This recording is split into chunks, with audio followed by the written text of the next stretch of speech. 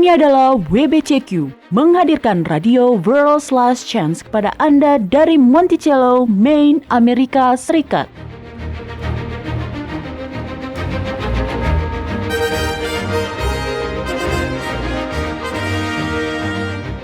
Kejahatan brutal, kerusuhan politik, ketidakstabilan keuangan, semuanya mengarah pada sebuah krisis yang akan datang, krisis yang belum pernah terjadi sebelumnya.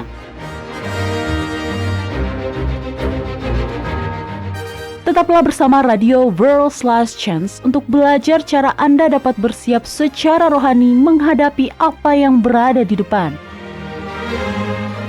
Radio WLC mempersiapkan orang untuk menyambut Sang Juru Selamat yang segera kembali. Halo, salam hangat dan selamat bergabung bersama kami di Radio WLC pada program hari ini. Bersama saya Mario Nugraha selaku pembawa acara Anda. Dan kembali bersama saya juga Doni Alexander. Terima kasih karena telah bergabung bersama kami kembali hari ini. Saya sangat bersemangat untuk membahas topik pembahasan kita pada hari ini. Nah, Doni, kita akan berbagi dengan para pendengar kita mengenai beberapa petunjuk praktis untuk mempelajari Alkitab dengan efektif. Menggali Alkitab dengan baik dan menemukan harta tersembunyi di dalamnya adalah hal yang sangat menakjubkan. Nah, apakah Anda menyadari bahwa semakin jarang Anda mempelajari Alkitab, maka akan semakin sedikit pula keinginan untuk mempelajarinya? Dan semakin banyak waktu yang Anda habiskan untuk mempelajari firman, maka akan semakin besar keinginan Anda untuk mempelajarinya lebih lanjut. Ya, saya menyadari hal tersebut. Dan hal yang indah mengenai Alkitab adalah karena ada banyak lapisan makna di dalamnya. Betul. Seorang anak kecil yang mempelajari Alkitab akan memetik pelajaran-pelajaran yang sesuai untuk umurnya. Seorang remaja akan menemukan jawaban-jawaban yang dia butuhkan untuk menghadapi tantangan di masa mudanya. Orang dewasa atau orang tua akan menemukan kenyamanan, hikmat, dan arahan yang akan membantu mereka untuk menghadapi kesulitan dalam menjalani peran mereka sebagai orang tua dan dalam menjalani kehidupan orang dewasa.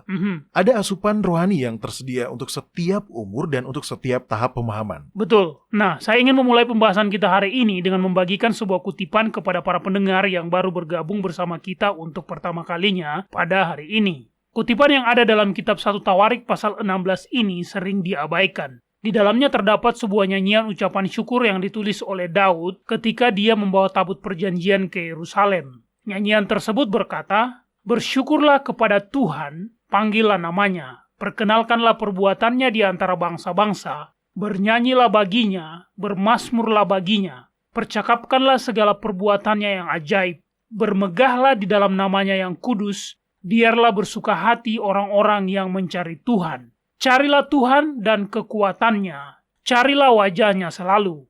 Para pendengar sekalian, pada program kita hari ini, Doni akan membagikan kunci-kunci untuk mempelajari Alkitab dengan efektif. Kita akan membahas mengenai bagaimana cara mencari Tuhan dan mencari wajahnya, seperti yang dikatakan dalam kitab Mazmur. Tapi, kita juga disuruh untuk memanggil namanya. Dan kita tidak mungkin bisa melakukan itu bila kita tidak mengetahui namanya. Tuhan atau Allah hanyalah sebuah gelar, tapi nama asli Bapa adalah Yahwa atau biasa disingkat Yah.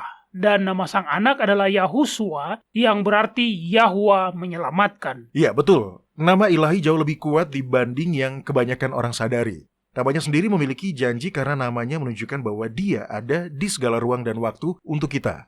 Dalam bahasa Inggris namanya mengandung state of being verb, yang dalam bahasa Indonesia dapat kita artikan sebagai berikut. Yahwa telah, Yahwa sedang, Yahwa akan. Oke, tolong langsung dengan contohnya, Doni. Baiklah, ambillah contoh pertolongannya. Kita tahu dia selalu ada untuk menolong. Jadi, Yahwa telah menolong Anda. Yahwa sedang menolong Anda. Yahwa akan menolong Anda. Nah, seperti itulah namanya bisa diartikan. Jadi, apakah Anda membutuhkan pekerjaan agar Anda bisa membayar tagihan-tagihan dan menafkahi keluarga Anda? Berserulah kepadanya dengan memanggil namanya. Gunakan namanya dalam mengklaim janji-janjinya. Dan Anda akan mendapatkan apa yang Anda butuhkan. Nah, apakah Anda pernah mendengar seorang menyebut Yahwa Yireh? Itu artinya Yahwa akan menyediakan. Betul. Itu adalah nama yang indah. Wah, sepertinya kita harus membuat sebuah program khusus yang membahas mengenai nama Yahwa, Doni. Ya, betul Mario. Sebaiknya kita melakukan itu ya. Nah, kembali pada pembahasan pada hari ini. Ya. Kunci-kunci dalam mempelajari Alkitab yang efektif. Cara-cara seperti apa yang bisa Anda bagikan yang bisa membantu kita untuk mempelajari firman Yahwa dengan efektif, Doni? Saya senang Anda ingin membahas hal itu pada program hari ini, karena memang ada beberapa cara untuk mempelajari Alkitab yang jauh lebih efektif dibandingkan cara-cara lain. Tapi bukan berarti bahwa saya mengatakan bahwa ada cara-cara yang buruk untuk mempelajari Alkitab. Terkadang kita mendengar seseorang berbicara mengenai studi Alkitab dan menurut mereka bila itu dilakukan dengan salah, maka kemudian Anda akan lebih banyak membawa masalah dibanding manfaat. Dan apakah Anda setuju dengan pendapat mereka itu, Doni? Saya tidak yakin apakah saya setuju dengan pendapat itu, Mario. Memang ada beberapa cara belajar yang lebih efektif dibanding yang lainnya. Tapi Yahwa telah berjanji untuk mengirimkan rohnya untuk membimbing kita menuju kebenaran. Bila seseorang dengan tulus ingin mengetahui kebenaran, maka Yahwa tidak akan pernah mengabaikannya. Betul. Tidak perlu menahan diri dalam mempelajari Alkitab hanya karena Anda tidak memiliki gelar sarjana teologi. Benar. Mulailah mempelajarinya. Yahwa memiliki kekuatan untuk membawakan kebenaran kepada Anda, bagaimanapun cara Anda dalam mencarinya. Nah, menurut saya terkadang kita menyerah untuk mempelajari Alkitab karena terkadang itu membuat kita merasa kewalahan. Ya. Kadang kita tidak tahu harus memulai dari mana. Mungkin saja kita mulai pada kitab Kejadian pasal 1, lalu mulai membaca keseluruhan isinya yang merupakan kisah yang menarik. Hingga akhirnya kita mencapai topik mengenai memperanakan, dan akhirnya kita berhenti. Dan bahkan bila kita berhasil memahami hal itu dan terus melanjutkan, kemungkinan kita akan merasa bosan dengan aturan-aturan imamat seperti jangan lakukan ini atau itu, karena jika Anda melakukannya, engkau akan menjadi najis sampai matahari terbenam. Demikianlah yang ada di dalam kitab imamat. Ya. Nah, saran apa yang bisa Anda bagikan kepada seseorang yang sangat ingin mempelajari Alkitab dan menggali firman Yahwa lebih dalam, namun selalu terhenti atau merasa bosan dan sebagainya? Hal pertama yang harus dilakukan tentunya adalah untuk membiasakan diri Anda. Jangan ragu, mulailah belajar dan menggali kebenaran. Bila Anda belum pernah membaca Alkitab sebelumnya, maka Injil Markus adalah awal yang baik. Ini adalah kitab yang singkat, ringkas, namun memiliki banyak kisah-kisah indah yang bisa memberkati hati kita. Tapi pada hari ini saya ingin membahas mengenai cara yang efektif untuk mempelajari Alkitab. Jadi saya ingin membagikan dua cara yang berbeda dalam mempelajari Alkitab, karena menurut saya, kedua cara tersebut bisa bermanfaat bagi kita semua. Ini adalah hal yang baik, karena harus saya akui, terkadang saya betul-betul tidak memiliki banyak waktu untuk mempelajari Alkitab sebanyak yang saya inginkan. Kalau saya ingin jujur, harus saya akui, saya bukan terkadang tidak memiliki cukup waktu, tapi saya biasanya tidak memiliki cukup waktu untuk itu. Sepertinya kita semua berada di situasi yang sama dengan itu ya. Kehidupan modern bisa membuat kita begitu sibuk, sehingga kita sangat kesulitan mencari waktu untuk betul-betul bisa mempelajari firman Yahwa dengan dalam. Jadi, metode pertama yang akan saya bagikan adalah metode yang bisa dilakukan bila kita tidak memiliki cukup waktu untuk itu. Oke. Jadi jangan melewatkan pembelajaran Alkitab hanya karena Anda tidak memiliki waktu 1 jam untuk betul-betul mempelajarinya. Ingatlah, Roh Kudus adalah guru Anda. Dia akan mengajarkan lebih banyak kepada Anda dalam waktu yang singkat. Lebih banyak dibanding yang bisa Anda pelajari sendirian dalam waktu yang lama. Itu adalah hal yang membuat kita bersemangat. Terkadang saya menyadari bahwa saya tidak mempelajari Alkitab karena saya merasa bahwa saya tidak memiliki cukup waktu untuk betul-betul mempelajarinya dengan dalam. Terkadang kita semua bisa merasa seperti itu. Nah, bila Anda adalah orang tua, maka terkadang kita merasa bahwa kita merasa kelelahan mengurusi anak-anak dan rumah setiap hari, sehingga kita tidak betul-betul memiliki waktu untuk diri kita sendiri. Atau mungkin kita merasa kita tidak bisa fokus, atau tidak bisa memahami apa yang sedang kita pelajari itu. Mungkin tekanan hidup begitu berat, sehingga kita tidak memiliki kapasitas mental yang cukup untuk meluangkan waktu untuk mempelajari Alkitab. Nah, bila Anda merasa seperti itu, maka metode pertama ini adalah metode yang sesuai dengan Anda. Ini adalah metode yang sederhana dan juga efektif. Jadi, seperti apa metode itu, Doni? Oke, hal pertama yang harus Anda lakukan setiap kali Anda membuka kitab suci adalah berdoa. Bila Anda betul-betul tidak memiliki waktu untuk melakukan keduanya dan hanya bisa melakukan salah satunya, maka pilihlah berdoa. Karena doa akan menghubungkan jiwa Anda dengan Sang Ilahi. Itu adalah hal yang tidak boleh Anda lewatkan. Klaimlah jasa darah Yahuswa, bukan hanya untuk menghapus dosa-dosa Anda dan untuk menyucikan Anda, tapi juga untuk membawakan berkat-berkat hikmat dan pemahaman rohani yang telah dijanjikan kepada Anda. Mintalah kepada Yahwa untuk mengajari Anda apa yang harus Anda pelajari pada hari itu. Tapi intinya, selalulah mulai dengan berdoa. Lalu kemudian baca 1 ayat. Hah? Cuman itu? Cuman 1 ayat? Iya, cuma itu. Cukup baca 1 ayat setiap kali Anda mempelajari Alkitab. Lalu pikirkanlah ayat tersebut seharian, renungkan, dan pikirkanlah apa maksud dari ayat tersebut. Oke. Anda bisa melakukan hal itu ketika Anda sedang dalam perjalanan menuju tempat kerja misalnya. Terkadang kita terjebak dalam rutinitas kehidupan modern dan akhirnya kita membaca Alkitab dengan tergesa-gesa. kita tidak memiliki cukup waktu untuk merenungkan satu ayat pun. Iya, apakah Anda tahu bahwa ada jadwal yang dapat membuat kita bisa membaca keseluruhan Alkitab dalam 1 tahun? Menurut saya, bila kita mempelajari 3 pasal setiap hari, maka kita bisa melakukan itu dalam waktu 1 tahun. Ya, tentu saja Mario. Dan itu bisa sangat membantu. Tapi setidaknya bagi saya tidak bisa memahami banyak hal bila saya mempelajari Alkitab dengan cara seperti itu. Kita bertujuan untuk menyelesaikannya, jadi itu hanya akan memberikan tekanan, sehingga terkadang kita membacanya dengan cepat agar itu segera selesai. Saya percaya bahwa menghabiskan waktu untuk mempelajarinya adalah hal yang jauh lebih efektif. Jangan terburu-buru. Bila Anda hanya memiliki waktu untuk mempelajari 1 ayat saja, maka resapilah ayat itu. Pikirkanlah maknanya bagi Anda. Hal apa yang diungkapkan ayat tersebut mengenai Yahwa, mengenai sifat-sifatnya, mengenai rencananya untuk kehidupan Anda. Lalu keesokan harinya bacalah ayat itu kembali. Renungkanlah ayat tersebut selama seharian dan lalu bandingkanlah pemahaman yang Anda dapatkan pada hari itu dengan pemahaman yang Anda dapatkan di hari pertama. Jangan terburu-buru untuk beranjak pada ayat selanjutnya. Roh Kudus akan memberikan petunjuk bila memang sudah waktunya untuk melanjutkan ke ayat selanjutnya. Beberapa ayat memang akan lebih mudah dipahami dibanding ayat-ayat lainnya, dan itu tidak masalah. Nah, metode ini betul-betul membantu. Tentunya beberapa bagian dalam kitab suci akan lebih mudah dipahami bila dipelajari dengan cara seperti ini dibandingkan dengan cara lainnya. Nah, apakah Anda memiliki saran di kitab mana kita harus memulai mempelajarinya, Doni? Kitab Mazmur pasal 119 adalah pasal yang baik untuk memulai. Oke. Karena di dalamnya terdapat 176 ayat, dan kebanyakan orang tidak pernah membacanya. Tapi secara teologis, itu adalah pasal yang memiliki makna yang paling dalam dibanding pasal lainnya di dalam kitab Mazmur. Kitab Amsal juga bagus, begitupun dengan kitab Pengkhotbah. Bila Anda memiliki waktu untuk membaca sebuah kutipan ayat yang singkat, maka cobalah untuk membaca salah satu dari perumpamaan yang diberikan Yahuswa. Ada banyak makna yang dalam yang akan selalu bisa memberikan pelajaran kepada kita sampai kapanpun. Baiklah, bagaimana bila kita memiliki lebih banyak waktu? Kebanyakan orang memang sibuk, tapi biasanya kita terkadang mendapatkan banyak waktu luang pada hari tertentu. Jadi, apakah Anda memiliki tips yang bisa kita praktekkan bila kita memiliki cukup waktu untuk mempelajari kitab suci, Doni? Oke, begini. Sekali lagi saya jelaskan. Hal pertama dan yang paling penting yang harus kita lakukan adalah berdoa.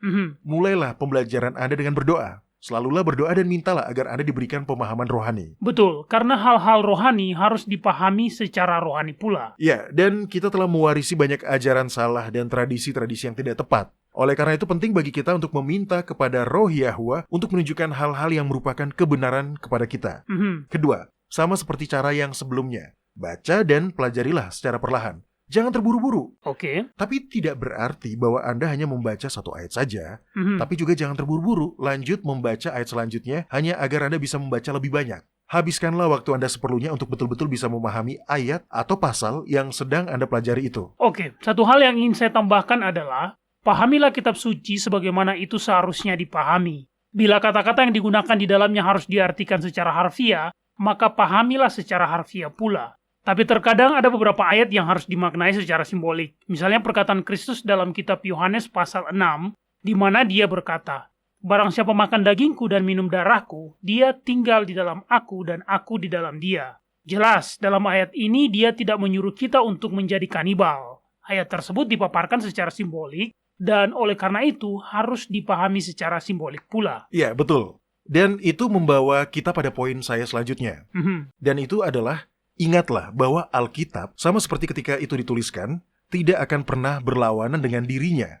Ayat-ayat yang ada di dalamnya tidak akan pernah saling berlawanan satu sama lain. Iya, itu adalah hal yang penting untuk diingat. Bila Anda mempelajari cukup banyak hal, maka Anda akan bisa menemukan konsep atau ajaran atau kutipan ayat yang tampaknya berlawanan dengan ayat yang lainnya. Jadi, apa yang harus kita lakukan ketika itu terjadi, Doni? Sekali lagi, pelajarilah secara perlahan. Jangan terburu-buru. Beberapa hal yang ambigu bisa kita pahami dengan benar dengan cara membacakan pasal atau ayat tersebut sesuai dengan konteksnya. Semua orang bisa mengutip apapun dari dalam Alkitab. Tapi untuk mengetahui apakah penerapannya sudah sesuai dan konsisten dengan kutipan ayat atau pasal itu, maka kita harus membacanya sesuai dengan konteksnya.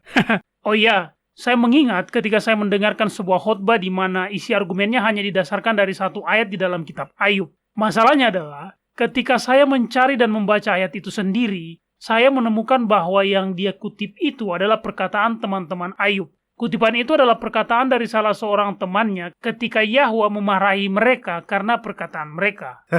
Iya, Itu bukan ide yang bagus ya Mario ya.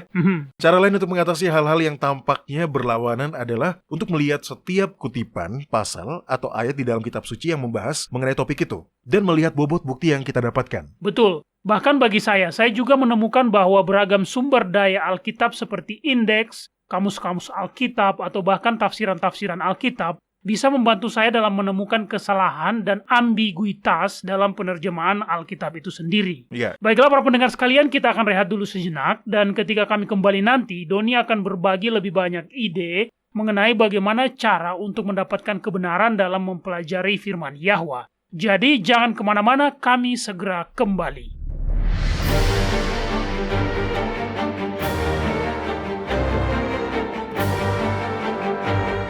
Banyak orang dewasa berharap mereka memiliki kesempatan untuk belajar agama selagi berada di universitas. Jika Anda berada di posisi yang sama, saat ini belum terlambat. Di worldslastchance.com, kami memiliki ratusan artikel dan video tentang berbagai topik agama dan rohani yang terus ditambahkan setiap saat. Ada artikel yang memberikan nasihat tentang bagaimana menikmati kehidupan Kristen yang berkemenangan. Artikel-artikel lain menyelidiki secara mendalam bagian-bagian Alkitab yang salah dimengerti dan menjelaskan apa arti bagian itu dalam bahasa Ibrani yang asli. Kami juga menyajikan banyak artikel dan video tentang nubuatan. Paulus memberitahu Timotius, segala tulisan yang diilhamkan Yahwa memang bermanfaat untuk mengajar, untuk menyatakan kesalahan, untuk memperbaiki kelakuan, dan untuk mendidik orang dalam kebenaran. Dengan demikian, tiap-tiap manusia kepunyaan Yahwa menjadi sempurna dan diperlengkapi sepenuhnya untuk setiap perbuatan baik. Jika Anda membaca dengan seksama materi di situs kami, Anda akan memiliki landasan yang menyeluruh bukan hanya pada kebenaran doktrinal, tetapi Anda juga akan mempelajari rahasia-rahasia cara berdoa yang efektif dan cara belajar Alkitab sehingga Anda dapat menemukan kebenaran untuk diri Anda sendiri. Kunjungi situs web kami di worldslastchance.com. Tidak ada kata terlambat untuk memulai. worldslastchance.com mempersiapkan orang untuk menyambut Sang Juru Selamat yang segera kembali.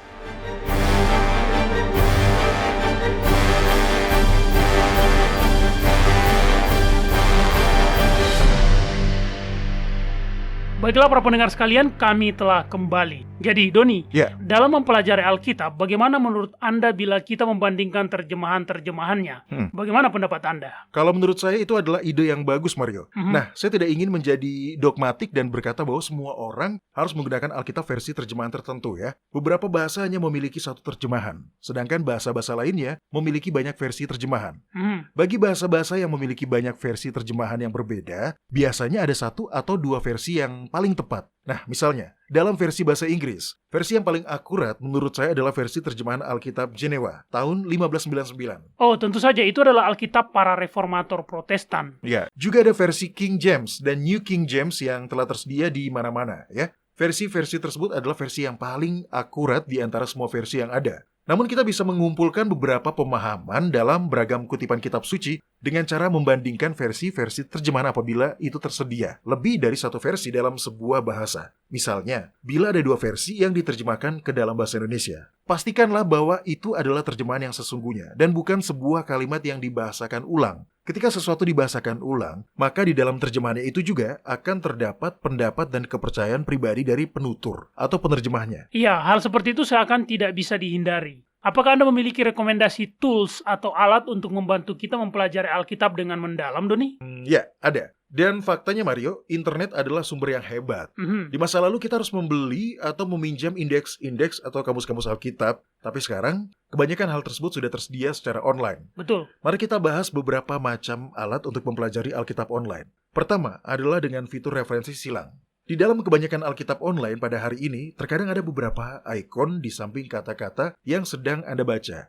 Jangan abaikan ikon-ikon tersebut. Ingat, Anda tidak boleh terburu-buru. Anda tidak sedang berusaha untuk membaca sebanyak mungkin pasal dalam waktu 30 menit. Bacalah dengan perlahan. Baik, bukankah biasanya ikon-ikon itu akan memberikan rujukan ayat-ayat Alkitab mengenai topik yang sama? Ikon-ikon itu adalah petunjuk yang sangat berguna, Doni. Terkadang iya, terkadang juga itu akan memberikan terjemahan alternatif dari ayat tersebut, atau makna-makna lain dari ayat itu. Jadi bila Alkitab online yang Anda gunakan memiliki fitur yang seperti itu, maka ketika Anda melihat ikon-ikon tersebut, maka periksalah dan lihat penjelasannya. Anda bisa mendapatkan banyak pengetahuan dengan menggunakan fitur referensi silang itu. Dan seperti yang Anda katakan tadi, itu adalah hal yang mudah untuk digunakan. Karena pada angka-angka tersebut kita bisa mendapatkan referensi dari ayat-ayat lain yang membahas topik yang sama. Ya, sebetulnya saya terkejut karena itu. Terkadang saya akan mempelajari beberapa hal baru ketika saya meluangkan waktu untuk memeriksa ikon-ikon tersebut dan melihat rujukan-rujukan yang ada di dalamnya. Faktanya itu membuat kita sedikit kecanduan. Sungguh hal yang menarik. Ya, alat lainnya adalah konkordansi. Konkordansi adalah alat yang amat sangat berharga bila kita sedang menggali Alkitab dengan dalam. Katakanlah misalnya Anda sedang membaca Alkitab dan menemukan sebuah kata yang memiliki makna yang penting bagi keseluruhan ayat tersebut. Maka Anda bisa mencari arti ayat tersebut dengan menggunakan konkordansi yang akan memberikan Anda sejumlah referensi yang membuat Anda bisa mencari definisi-definisi kata tersebut, baik dalam kamus bahasa Ibrani ataupun kamus bahasa Yunani yang ada di dalam konkordansi itu. Sungguh menakjubkan karena Anda bisa mempelajari banyak hal dengan cara seperti itu. Ya, cara lain yang saya lakukan dalam menggunakan konkordansi adalah dengan menggunakannya untuk mencari setiap kutipan pasal atau ayat di dalam Alkitab yang berisi sebuah kata tertentu. Misalnya, saya pernah satu kali melakukan studi mengenai kata iman. Saya mencari setiap pasal atau ayat yang menggunakan kata iman di dalam kitab suci. Nah, tahukah Anda bahwa kata iman digunakan sebanyak 170 kali dalam 155 ayat di dalam Alkitab? Oh ya, betulkah itu Mario? Wah, saya tidak tahu itu. Ya, setidaknya begitulah faktanya pada versi yang saya gunakan untuk mencari kata iman itu. Ya. Lalu kemudian juga ada beragam hasil dengan mencari kata-kata lain yang berhubungan dengan iman. Misalnya kata beriman digunakan sebanyak 18 kali di dalam kitab suci. Kata tidak beriman digunakan sebanyak 11 kali. Dan kata dengan iman digunakan sebanyak 6 kali. Dan ketika saya mempelajari semua kata itu dan ragam penggunaannya di dalam kitab suci, saya mendapatkan pemahaman yang betul-betul kokoh mengenai itu, dan sebagai hasilnya, iman saya pun diperkuat. Maksud saya, iman saya sungguh diperkuat sehingga saya bisa menyadarinya. Sungguh menakjubkan. Wah, itu menakjubkan. Kamus Alkitab juga bisa membantu. Sebuah konkordansi bisa memberikan banyak hal. Konkordansi tidak hanya memberikan definisi singkat dari sebuah kata di dalam Alkitab, tetapi juga memberikan daftar yang berisi ayat-ayat di mana kata tersebut digunakan. Kamus-kamus Alkitab tidak memberikan daftar mengenai di ayat mana saja kata tersebut digunakan. Tapi kamus Alkitab bisa memberikan definisi yang mendalam mengenai kata tersebut. Nyatanya, terkadang saya menemukan bahwa konkordansi mungkin akan memberikan penjelasan singkat mengenai definisi kata tersebut. Sedangkan kamus Alkitab akan menjelaskan kata tersebut secara keseluruhan. Terkadang, satu halaman di dalam kamus Alkitab akan memberikan beragam definisi dari satu kata saja. Jadi, bila Anda bisa mendapatkan atau membeli kamus Alkitab, maka itu akan sangat berguna. Ya, ngomong-ngomong soal kamus-kamus Alkitab, salah satu Alkitab yang paling menyenangkan untuk dibaca adalah Alkitab versi Amplified Bible. Saya tidak tahu apakah itu tersedia dalam semua bahasa atau tidak, tapi bila ya, maka cobalah baca. Anda akan mendapatkan pengalaman yang mencerahkan. Alkitab biasa berisi kata-kata reguler yang merupakan terjemahan kata per kata, sementara Alkitab versi Amplified Bible akan berisi lebih banyak kata. Misalnya bila sebuah kata dalam bahasa Ibrani memiliki beragam konotasi yang tidak bisa langsung diterjemahkan dengan tepat dengan menggunakan bahasa Indonesia, maka Alkitab versi Amplified Bible akan memberikan penjelasan yang lebih banyak agar kita bisa paham. Alkitab versi Amplified Bible itu akan menambahkan sebanyak mungkin kata-kata yang diperlukan untuk menjelaskan dan menunjukkan makna kata tersebut dalam bahasa aslinya. Alkitab versi Amplified Bible sangat menyenangkan untuk dibaca dan itu betul-betul bisa memberikan pemahaman yang lebih luas mengenai kutipan pasal atau ayat apapun. Nah, berhubung Anda membawa Alkitab versi Amplified Bible Anda, bagaimana bila Anda memberikan satu contoh kegunaannya itu? Baiklah,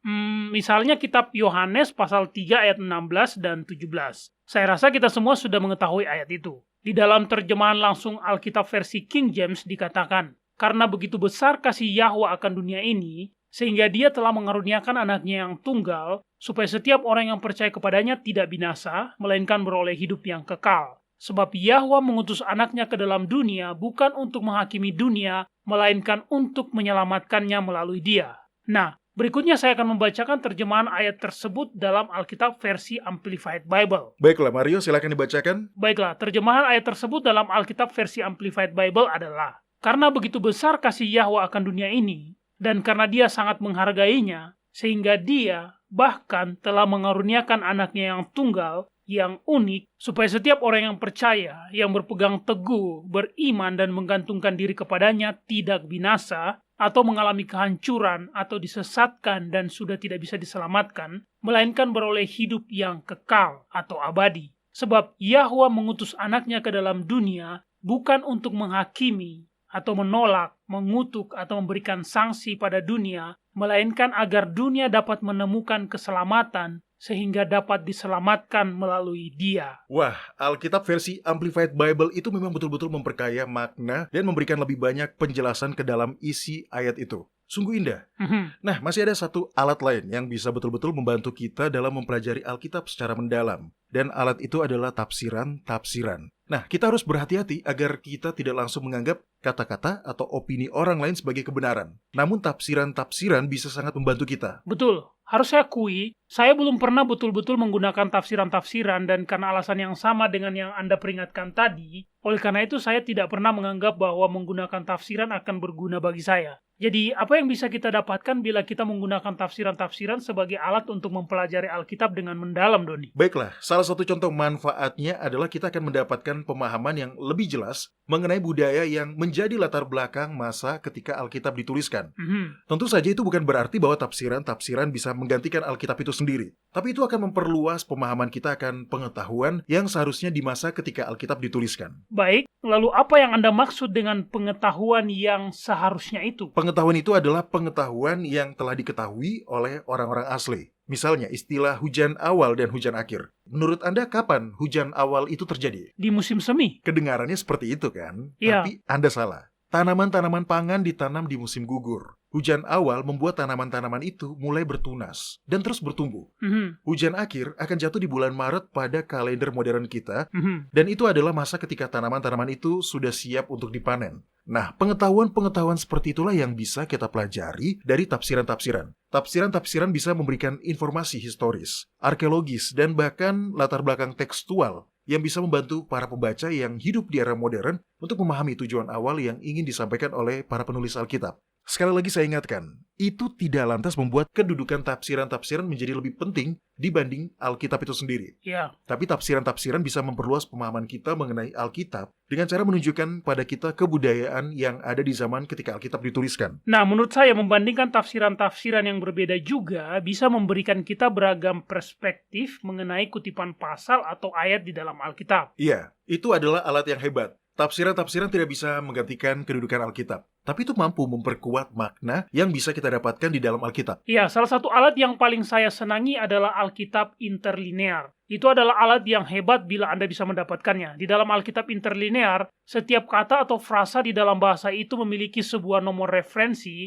yang kemudian bisa kita cari di dalam kamus bahasa Ibrani atau Yunani. Hal-hal yang bisa kita pelajari ketika kita mencari makna dari sebuah kata asal itu sungguh menakjubkan. Iya, betul. Dan jangan lupa, dengan adanya internet, banyak alat-alat seperti ini yang bisa didapatkan secara online. Sungguh hebat, karena sekarang sumber daya seperti itu sudah bisa kita dapatkan secara gratis di internet. Betul. Dan terakhir, ketika kita mempelajari kitab suci, kita harus melakukan hal yang lebih dari sekedar membacanya. Kita harus menerapkan isi ayat-ayat kitab suci ke dalam hati dan ke kehidupan kita. Kita harus mencernanya dan menjadikannya sebagai bagian dari diri kita. Karena kalau tidak demikian, apa gunanya? Betul, menerapkannya pada diri kita adalah hal yang sangat penting. Saya mengingat penjelasan Yahusua mengenai mengapa dia mengajarkan perumpamaan. Ya. Seperti yang kita bahas tadi, hal-hal yang bersifat rohani harus dipahami secara rohani pula.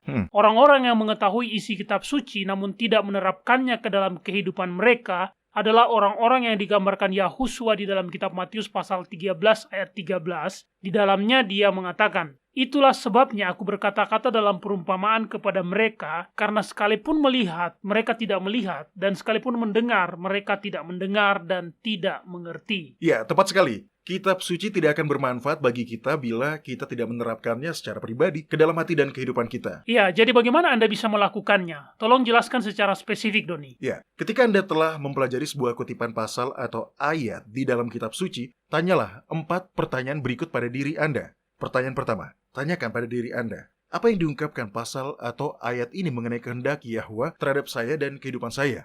Apa yang diungkapkan pasal atau ayat ini mengenai kehendaknya terhadap keluarga saya, terhadap pekerjaan saya? Apapun yang dibahas dalam kutipan pasal atau ayat itu Cobalah untuk memahami apa yang diungkap di dalamnya mengenai keinginan Yahwa bagi Anda. Oke. Pertanyaan kedua, tanyakan pada diri Anda apa yang diungkapkan di dalam kutipan pasal atau ayat ini mengenai Yahwa dan isi hatinya. Apa yang ditunjukkan pasal atau ayat ini mengenai isi hatinya yang rahasia, mengenai sifat-sifatnya. Iya, itu adalah hal yang tepat untuk ditanyakan. Bahkan kutipan pasal atau ayat yang membahas mengenai hukuman yang dia berikan kepada para pendosa bisa mengungkap bahwa dia sangat menyukai keadilan dan juga pengampunan. Ya. Baiklah, lalu pertanyaan selanjutnya apa, Doni? Pertanyaan ketiga, tanyakan kepada diri Anda, apa yang diungkapkan kutipan pasal atau ayat ini mengenai saya dan isi hati saya yang tersembunyi, atau mengenai motivasi rahasia saya? Apakah keinginan saya sesuai dengan kehendak Ilahi? Atau apakah kutipan pasal atau ayat ini menunjukkan sebuah wilayah di mana saya bertentangan dengan Bapa?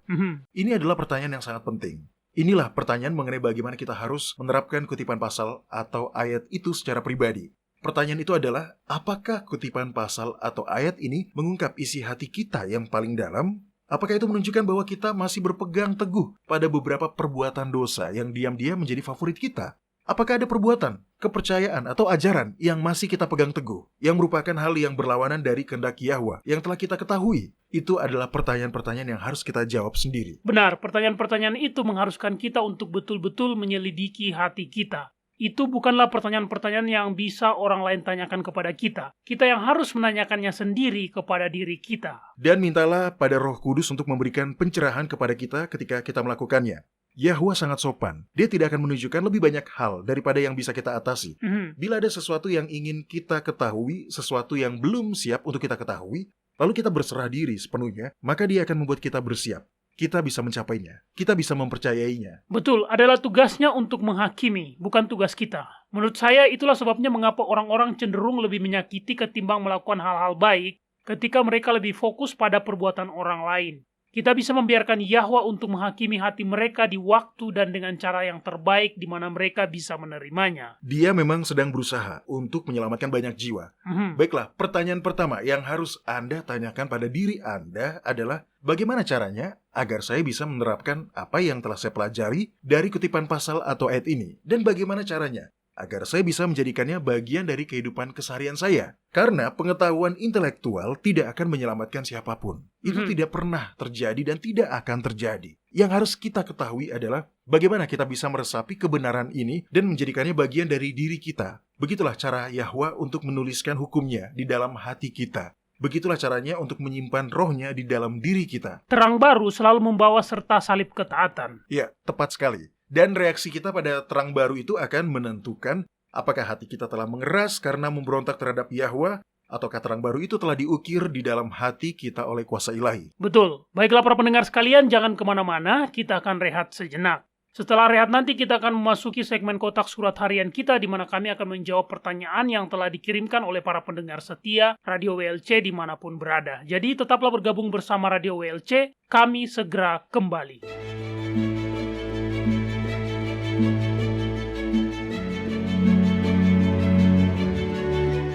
Jika Anda sudah berkomitmen untuk beribadah kepada Yahwa pada hari Sabat kudusnya yang ditentukan dengan kalender lunisolarnya yang ditetapkan pada masa penciptaan, World's Last Chance memiliki aplikasi yang dapat Anda gunakan baik di komputer maupun di smartphone Anda.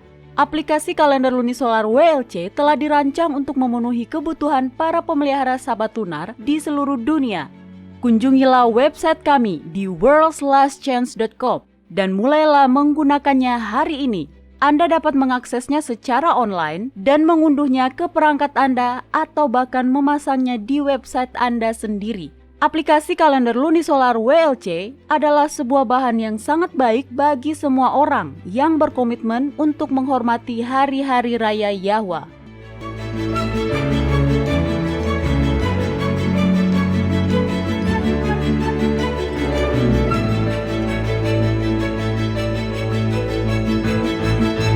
Baiklah para pendengar sekalian, kami telah kembali dan sekarang saatnya untuk segmen kotak surat harian kita di mana saya dan Doni akan menjawab pertanyaan yang telah dikirimkan oleh para pendengar Radio WLC dimanapun mereka berada. Baiklah Doni, tanpa basa-basi lagi, mari kita mulai segmen kotak surat harian kita pada program hari ini. Pertanyaan pertama dikirimkan jauh-jauh dari Samoa, Amerika, atau biasa juga disebut dengan Samoa Timur. Nah, Doni, Ya, tahukah Anda bahwa selama pandemi flu di tahun 1918, Samoa Amerika atau Samoa Timur itu adalah salah satu dari sedikit wilayah di bumi di mana tidak ada kematian akibat pandemi flu itu. wow, betulkah itu? Saya malah tidak mengetahuinya sama sekali. Ya, gubernurnya pada saat itu yaitu John, saya lupa nama lengkapnya, Oke. yang jelas dia mengarantina seluruh wilayah. Hasilnya, Samoa Amerika bisa melewati pandemi itu tanpa korban jiwa. Oh iya, dari mana Anda mendapatkan informasi kecil seperti itu, Mario?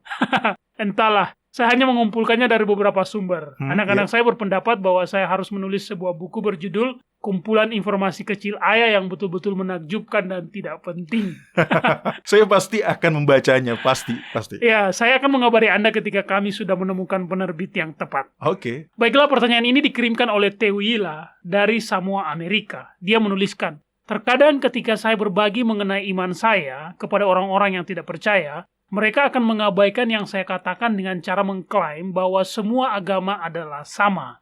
Beberapa orang dari mereka mencela agama Kristen. Mereka menyebut semua golongan-golongan di dalam kekristenan lalu berkata, bagaimana mungkin apa yang Anda percaya itu benar, sedangkan bahkan kekristenan saja tidak bisa sepakat mengenai apa yang benar. Nah, pertanyaan saya kepada kalian, apakah kalian memiliki saran mengenai apa yang bisa saya bagikan kepada mereka ketika saya sedang menghadapi situasi seperti itu? Ya, sebelumnya terima kasih atas pertanyaan yang Anda kirimkan, Tewila, ya. Saya senang karena saya bisa membahas hal ini, karena Anda benar. Ada banyak orang-orang tidak percaya yang akan menolak kekristenan hanya karena banyak denominasi di dalamnya. Mereka akan menganggap denominasi-denominasi itu sebagai bukti bahwa agama Kristen bukanlah kebenaran. Saya berpendapat bahwa itu justru sebaliknya, ya. Tapi kita akan membahas itu nanti. Saat ini mari kita jawab pertanyaan pertama dulu. Bagaimana kita bisa menjawab tuduhan bahwa semua agama adalah sama? Oke, begini. Saya akan mencari kesamaannya. Kesamaan yang bisa kita sepakati, ya. Jadi, saya percaya bahwa banyak agama yang memiliki kesamaan. Dan ada dua alasan yang baik untuk hal itu. Dan kedua alasan tersebut adalah benar. Kesamaan yang pertama adalah semua agama memiliki beberapa kebenaran di dalamnya. Semuanya? Iya, Mario, semuanya. Saya tahu beberapa umat Kristen akan mengklaim bahwa agama atau denominasi mereka lah yang merupakan satu-satunya jalan untuk menuju kepada Yahwa dan agama-agama orang lain adalah salah. Tapi saya tidak setuju dengan pendapat seperti itu. Saya percaya bahwa Yahwa telah memastikan agar terdapat beberapa kebenaran di setiap agama. Yang benar saja, tidak mungkin kelompok pemuja setan memiliki beberapa kebenaran di dalam ajaran mereka, Doni. Tentu saja ada. Kebenaran yang seperti apa? Ya, mungkin mereka memang memuja iblis, tapi mereka percaya pada keberadaan Yahwa. Tidak semua agama meyakini itu. Itu betul. Tapi bagaimana dengan para ateis? Nah, secara teknis, paham ateis bukanlah agama karena tidak adanya kepercayaan. Mereka tidak percaya pada Yahwa, oleh karena itu paham ateis tidak bisa dijadikan agama. Namun banyak orang ateis yang memiliki moral yang tinggi dan rasa keadilan yang tinggi mengenai apa yang benar atau apa yang salah. Kita bisa melakukan ini seharian. Anda bisa terus menyebutkan agama apa saja dan saya akan selalu bisa menemukan beberapa kebenaran yang ada di dalam semua agama itu. Tidak semua agama berisi kebenaran yang sama, tapi semua agama berisi beberapa terang. Alasannya sederhana sih. Yahwa telah memastikan bahwa semua agama memiliki beberapa kebenaran agar dia bisa menjangkau hati setiap orang. Nah, adalah betul bahwa semua agama-agama itu telah dibentuk oleh budaya-budaya mereka. Tapi setiap agama memiliki cukup terang agar setiap orang yang ingin melakukan hal yang benar bisa diarahkan menuju terang yang lebih besar dan mendekat pada Sang Pencipta. Ya, saya mengerti. Yahwa sangat menyukai keadilan. Tentunya dia akan memastikan bahwa semua orang memiliki kesempatan yang sama untuk diselamatkan. Ya. Baiklah, itu adalah alasan pertama mengapa banyak agama yang memiliki kesamaan. Lalu, apa alasan yang kedua, Doni? Dimanapun terang dan kebenaran dari sorga ada, setan akan mencoba untuk merusaknya dengan kebohongan. Jadi untuk setiap kebenaran, dia akan membawa kebohongan yang bisa disesuaikan dan bisa merusak kebenaran itu. Jadi ya, bila kita bisa melihat beberapa kesamaan di banyak agama, tentunya kita juga bisa melihat perbedaan-perbedaan di antaranya. Semua itu karena Yahwa sangat menyukai keadilan dan ingin memberikan semua orang kesempatan untuk merespon panggilannya dan diselamatkan. Nah, hal itu kemudian membawa kita pada pertanyaan Tewila selanjutnya. Apa yang harus kita lakukan ketika seseorang menggunakan fakta mengenai banyaknya denominasi di dalam kekristenan sebagai alasan untuk menolak semua kekristenan? Betul, saya pun pernah mendapatkan argumen seperti itu. Seharusnya itu bukanlah masalah besar, tapi beberapa orang memang menggunakan fakta tersebut sebagai alasan untuk menolak kekristenan. Hal yang sering kita lupa adalah Yahwa sedang bekerja untuk menyelamatkan banyak jiwa, dan dia melakukannya di level individual. dia tidak menyelamatkan orang berdasarkan keterkaitan mereka dengan sebuah gereja tertentu. Dalam hal keselamatan, yang penting bukanlah soal apa yang Anda ketahui, tapi siapa yang Anda ketahui. Betul, saya ingin memberikan sedikit tambahan untuk menegaskan hal ini. Ini adalah hal yang penting. Di dalam kitab Yehezkiel pasal 14 ayat 20 dikatakan, "Dan biarpun Nuh, Daniel, dan Ayub berada di tengah-tengahnya, demi aku yang hidup, demikianlah firman Adonai Yahwa, mereka tidak akan menyelamatkan baik anak laki-laki maupun anak perempuan, melainkan mereka akan menyelamatkan hanya nyawanya sendiri karena kebenaran mereka." Jadi ya, kita tidak akan masuk surga hanya karena kita adalah anggota dari sebuah gereja tertentu. Kita tidak akan masuk surga hanya karena kita berteman dengan para pemimpin rohani di lingkungan kita. Kita akan masuk surga sendiri-sendiri karena hubungan pribadi kita dengan Bapa dan Sang Anak. Iya, betul. Orang lain tidak bisa menentukan itu untuk Anda, tapi memang ada beberapa godaan yang kita dapatkan ketika kita berada dalam sebuah kelompok di mana semua orang memiliki kepercayaan yang sama dengan kita. Ya, tentu saja itu akan membuat kita merasa tenang. Iya, Ketika kita bersama dengan orang-orang yang memiliki kepercayaan yang sama, maka itu adalah bukti bahwa kita sudah ada di jalan yang benar. dan setiap umat Kristen berasumsi bahwa kelompok mereka lah yang memiliki semua terang. Karena bila tidak demikian, maka mereka tidak akan bergabung dengan kelompok itu. Tetapi kebenarannya adalah, di setiap denominasi yang ada di dalam kekristenan, terdapat beberapa terang dan juga beberapa ajaran salah. Seperti yang saya komentari tadi, menurut saya, adanya banyak golongan di dalam kekristenan sebenarnya merupakan hal yang baik, dan itu juga merupakan argumen yang baik. Apa maksud Anda? Mengapa Anda mengatakan seperti itu, Doni? Iya, karena Yahwa menyelamatkan semua orang secara pribadi-pribadi. Nah, dengan adanya badan-badan rohani yang terorganisir, yang memiliki beberapa terang dan beberapa ajaran salah, maka ketika seseorang mempelajari Alkitab sendiri, pada akhirnya mereka akan menemukan bahwa dalam beberapa hal, gereja mereka memiliki ajaran salah. Dan ketika itu terjadi, kebanyakan orang akan langsung mendatangi gereja mereka dan membagikan kebenaran yang telah mereka temukan itu kepada jemaat gereja itu. Dan biasanya respon yang akan didapatkan adalah mereka akan menolak terang tersebut dan tetap bertahan pada ajaran gereja mereka. Ya, tepat sekali Mario. Tapi bagi orang yang telah mendapatkan kebenaran itu, apa yang harus mereka lakukan selanjutnya? Ikut menolak terang itu, karena organisasinya menolaknya. Tidak, biasanya mereka akan memisahkan diri. Mereka akan membangun kelompok mereka sendiri, bahkan bila itu hanyalah gereja rumah yang hanya beranggotakan keluarga mereka sendiri. Iya, betul. Saya mendukung gagasan bahwa banyaknya golongan-golongan di dalam kekristenan adalah bukti bahwa Yahwa sedang mengarahkan setiap orang untuk keluar dari tradisi dan meninggalkan ajaran salah yang telah membutakan mereka. Memang seharusnya seperti itu, dan itu adalah hal yang baik. Itu menunjukkan bahwa Yahwa sedang melakukan pekerjaannya di dalam kekristenan untuk mengarahkan orang-orang pada kebenaran yang lebih dalam lagi. Masalahnya adalah, terlalu banyak orang yang berpikiran bahwa bila mereka meninggalkan sebuah gereja, maka mereka harus bergabung dengan gereja lainnya.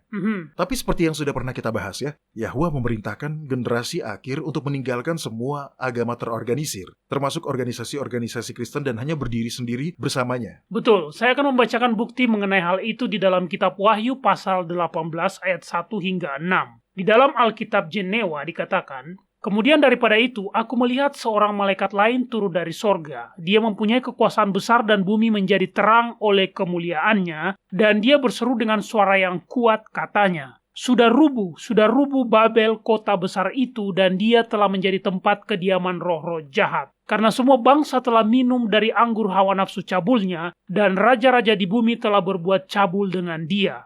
Lalu aku mendengar suara lain dari sorga berkata, keluarlah kamu, hai umatku, keluarlah daripadanya supaya kamu jangan mengambil bagian dalam dosa-dosanya, dan supaya kamu jangan turut ditimpa malapetaka-malapetakanya. Balaskanlah kepadanya sama seperti dia juga membalaskan, dan berikanlah kepadanya 2 kali lipat menurut pekerjaannya. Campurkanlah baginya 2 kali lipat di dalam cawan percampurannya." Yahwa memerintahkan kita untuk meninggalkan semua agama atau denominasi terorganisir, termasuk yang ada di dalam kekristenan. Karena setiap agama dan denominasi memiliki ajaran-ajaran salah di dalamnya. Kita harus menjadi seperti Elia, seperti Yohanes Pembaptis, yaitu belajar secara langsung darinya, bukan melalui organisasi-organisasi rohani yang korup dan hanya tertarik untuk mempertahankan keberadaan mereka. Ya, harus saya akui, ini juga sedikit mengejutkan bagi saya. Di program-program kita sebelumnya, kita telah membahas bahwa yang dikatakan di dalam kitab Wahyu pasal 18 ayat 4 itu adalah perintah. Ya. Itu bukanlah sebuah ajakan. Di dalamnya tidak dikatakan, kemarilah dan bergabunglah dengan gereja saya. Tidak seperti itu. Ayat itu merupakan perintah ilahi untuk keluar. Keluarlah. tinggalkanlah. Tapi tadi Anda mengatakan bahwa kekristenan juga termasuk di dalamnya. Mengapa, Doni? Ketika kita memberikan label pada kepercayaan kita, bahkan bila label itu adalah agama Kristen, maka kita mulai mengkotakkan diri. Ketika kita melakukan itu, maka kita cenderung menyaring semua gagasan baru dengan hanya menggunakan pandangan yang sesuai dengan label tersebut. Misalnya, doktrin Trinitas. Sebuah kepercayaan terhadap ketuhanan Tritunggal adalah hal yang fundamental bagi kekristenan pada zaman ini. Banyak orang yang menganggap bahwa ini adalah fondasi dari kekristenan. Tapi seperti yang telah kita bahas di program-program sebelumnya, ketuhanan Tritunggal adalah sebuah kepercayaan yang berasal dari para penyembah berhala kuno. Itu tidak berasal dari ajaran kitab suci. Nah, di sini maksud saya, lepaskanlah semua label itu, bahkan label Kristen. Bukalah kitab suci, bacalah sendiri. Mintalah kepada Yahwa untuk membimbing Anda menuju kebenarannya. Pelajari kitab suci dengan pikiran yang terbuka, dengan pikiran yang ingin menaati semua kebenaran yang Dia berikan kepada Anda. Nah, bila Anda melakukan itu, maka satu-satunya label yang akan sesuai dengan itu adalah pengikut Yahwa. Betul, dan bila kita adalah pengikut Yahwa, apakah kita masih membutuhkan label seperti itu? Tidak, tentu saja tidak. Bahkan umat Kristen pun harus tetap menaati perintah untuk meninggalkan Babel. Kebenaran surgawi telah dirusak, sehingga satu-satunya cara agar kita bisa memahaminya adalah dengan membebaskan diri kita dari setiap label dan mencari Yahwa sendiri.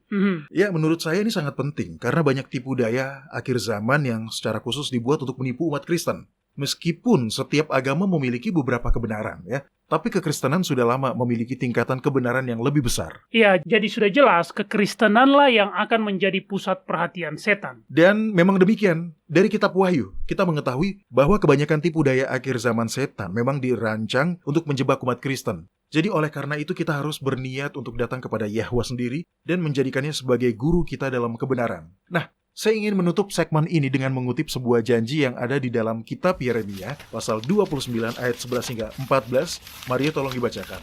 Baiklah, di dalam kitab Yeremia pasal 29 ayat 11 hingga 14 dikatakan, "Sebab aku ini mengetahui rancangan-rancangan apa yang ada padaku mengenai kamu, demikianlah firman Yahwa, yaitu rancangan damai sejahtera dan bukan rancangan kecelakaan, untuk memberikan kepadamu hari depan yang penuh harapan. Dan apabila kamu berseru dan datang untuk berdoa kepadaku, maka aku akan mendengarkan kamu. Apabila kamu mencari aku, kamu akan menemukan aku. Apabila kamu menanyakan aku dengan segenap hati, aku akan memberi kamu menemukan aku. Demikianlah firman Yahwa, dan aku akan memulihkan keadaanmu, dan aku akan mengumpulkan kamu dari antara segala bangsa, dan dari segala tempat kemana kamu telah kucerai-beraikan. Demikianlah firman Yahwa, dan aku akan mengembalikan kamu ke tempat dari mana aku telah membuang kamu." Hari depan yang penuh harapan bagi setiap umat Kristen hanya bisa terjadi bila kita mengenal Yahwa secara pribadi, demi diri kita sendiri. Dan satu-satunya cara agar kita bisa menjalin hubungan pribadi itu dengan Yahwa adalah dengan mendekatinya melalui firman-Nya.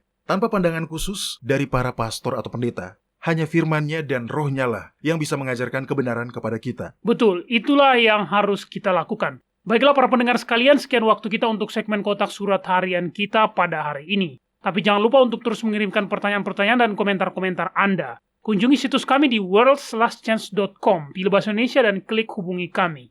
Nah, jika kami tidak sempat untuk menjawab pertanyaan Anda secara langsung melalui siaran radio ini, maka silakan melihat bagian tanya jawab di situs kami.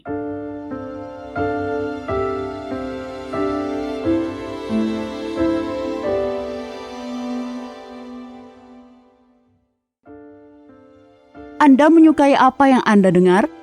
Kunjungi situs kami di worldslastchance.com untuk mendengarkan episode-episode lain dari program radio kami. Radio World's Last Chance mempersiapkan orang untuk menyambut Sang Juru Selamat yang segera kembali.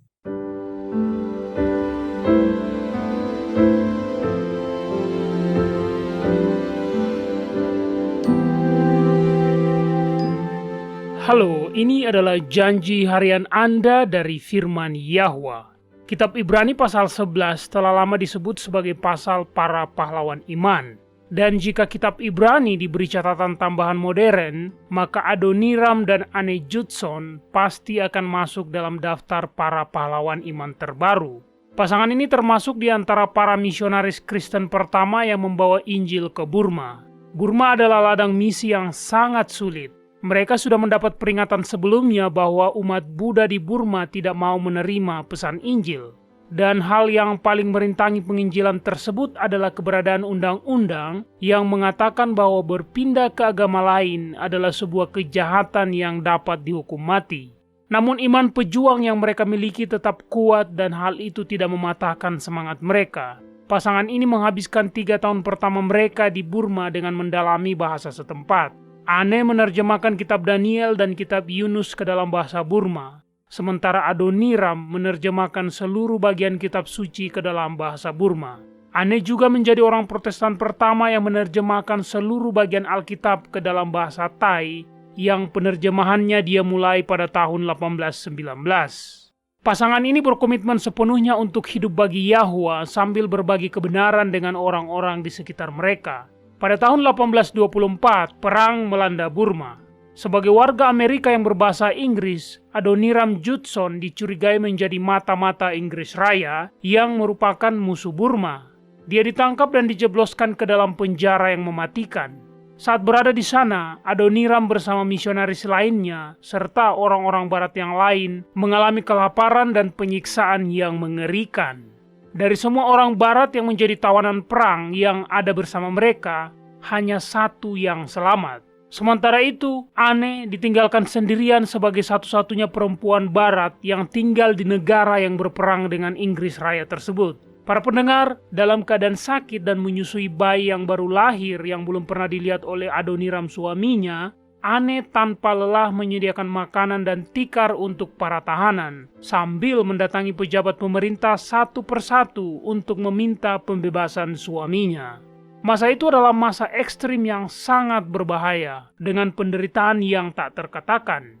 Para pendengar, pada suatu hari, seorang narapidana menoleh ke Adoniram dan sambil mencibir dia bertanya, "Dr. Judson, bagaimana prospek pertobatan orang-orang kafir?" Adoniram pun langsung menjawab, "Prospeknya secerah janji-janji Yahwa." Anda lihat, pasangan ini mempercayai janji-janji Yahwa. Sama seperti Paulus, mereka dapat berkata, "Aku tahu kepada siapa aku percaya dan aku yakin bahwa dia berkuasa memeliharakan apa yang telah dipercayakannya kepadaku hingga pada harinya." Kitab Mazmur pasal 22 ayat 24 berkata, "Sebab ia tidak memandang hina ataupun merasa jijik kesengsaraan orang yang tertindas, dan ia tidak menyembunyikan wajahnya kepada orang itu, dan ia mendengar ketika orang itu berteriak minta tolong kepadanya." Para pendengar, apapun kesulitan Anda, Yahwa ada di sisi Anda untuk membimbing, melindungi, memperkuat, dan membela Anda. Kitab Mazmur pasal 55 ayat 22 mengajar kita, "Serahkanlah kuatirmu kepada Yahwa, maka ia akan memelihara engkau. Tidak untuk selama-lamanya dibiarkannya orang benar itu goyah." Kepada kita telah diberikan janji-janji yang besar dan berharga. Majulah dan mulailah mengaminkannya.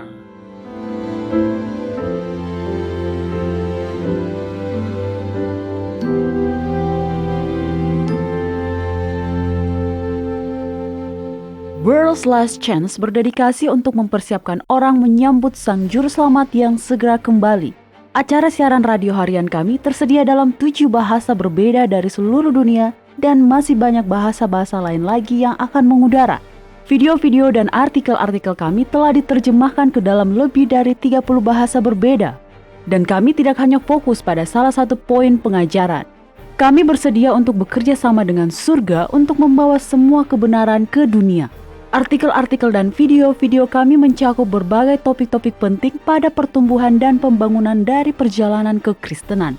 Kami menghadirkan materi yang mencakup kesalehan praktis di dalam kehidupan sehari-hari, doktrin Alkitabiah yang benar-benar hanya didasarkan pada firman Yahwa, kalender Sang Pencipta, dan nubuatan akhir zaman yang penting untuk Anda ketahui. Kami bahkan membahas berbagai macam angin pengajaran yang palsu yang telah digunakan oleh setan untuk menipu banyak orang, dan mengungkapkan mengapa itu salah dan apa yang benar berdasarkan Alkitab. Kunjungilah kami hari ini di worldslastchance.com. Pelajarilah kebenaran di hari-hari terakhir ini.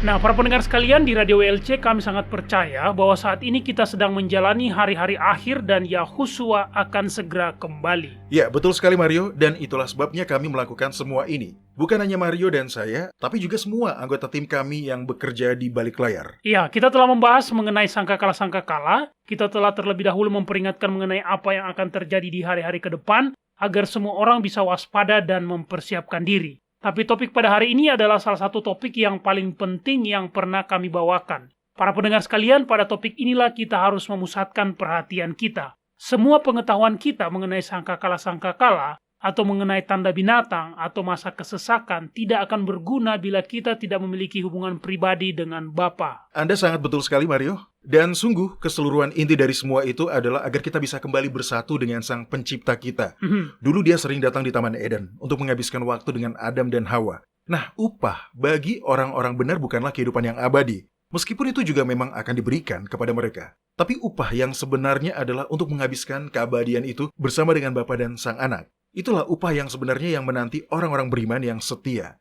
Dan cara untuk mendapatkan itu, cara kita untuk menyiapkan diri adalah dengan cara berserah diri sepenuhnya. Dengan memanfaatkan waktu kita untuk mengenal Bapa melalui firman-Nya, dan kemudian melalui iman dalam jasa Yahusua, kita bisa mengizinkan Bapa untuk menuliskan hukum-Nya di dalam hati kita. Itulah yang bisa menyiapkan kita agar kita bisa menghabiskan keabadian bersamanya. Ya, bila kita ingin menghabiskan waktu kita bersama Bapa, maka kita harus mulai terbiasa menghabiskan waktu kita dengannya mulai dari sekarang. Bila kita tidak mulai untuk menikmati waktu kita dengannya dari sekarang, maka kita tidak akan bisa menikmati waktu kita bersamanya kelak. Kedatangan Yahusua tidak akan mengubah sifat-sifat kita. Kedatangannya hanya akan memperkuat sifat-sifat kita yang sudah ada. Sekali lagi saya ulangi, cara terbaik untuk menghabiskan waktu kita dengannya adalah dengan cara menghabiskan waktu kita untuk mempelajari firman-Nya. Ketika kita melakukan itu, maka Dia akan membuat kita siap. Nah, di dalam kitab Mazmur pasal 119 ayat 9 hingga 11, terdapat sebuah pertanyaan yang penting, yaitu, dengan apakah seorang muda mempertahankan kelakuannya bersih? Dengan menjaganya sesuai dengan firman-Mu. Dengan segenap hatiku aku mencari Engkau. Janganlah biarkan aku menyimpang dari perintah-perintah-Mu. Dalam hatiku aku menyimpan firman-Mu, supaya aku jangan berdosa terhadap Engkau. Ketika kita menghabiskan waktu untuk mempelajari firman Yahwa, maka Dia akan menunjukkan kepada kita mengenai siapa dan apakah Dia itu bagi kita. Dan juga siapa dan apa kita baginya. Ketika kita melihat betapa besar kasih-Nya kepada kita, maka sudah tentu kita juga akan mengasihi-Nya. Betul, ketika kita mempelajari kebenaran-kebenaran yang ada di dalam kitab suci dan menerapkannya pada hati dan kehidupan kita, maka Dia akan mempersiapkan kita untuk masuk surga. Dan semakin sering kita melakukan itu, maka kita juga akan semakin ingin melakukannya. Ya, saya juga menyadari hal itu. Ketika kita tidak ingin menghabiskan waktu kita untuk mempelajari firman-Nya, maka itu adalah tanda yang pasti bahwa kita memang belum menghabiskan cukup waktu dalam mempelajari firman-Nya.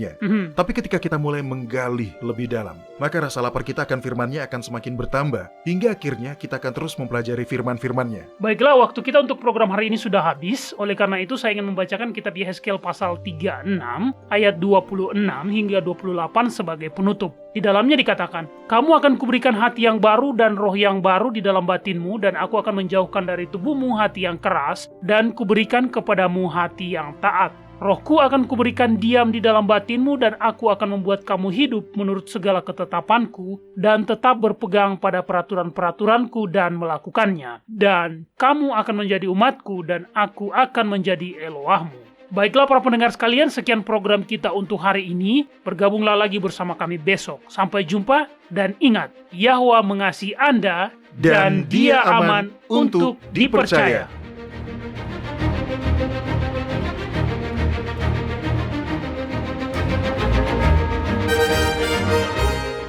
Anda baru saja mendengarkan Radio WLC. Program ini serta episode Radio WLC yang lain tersedia untuk Anda unduh di situs kami. Sangat baik untuk dibagikan pada para sahabat Anda yang mempelajari Alkitab.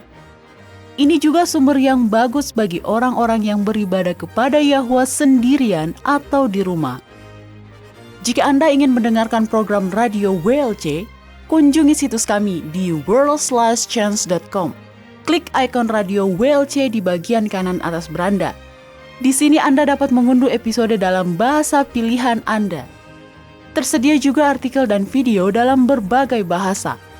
Bergabunglah bersama kami besok untuk menerima berbagai pesan kebenaran lain di WBCQ, yang mengudara pada gelombang 31 meter di frekuensi 9330 kHz. Radio World's Last Chance mempersiapkan orang untuk menyambut sang juru selamat yang segera kembali.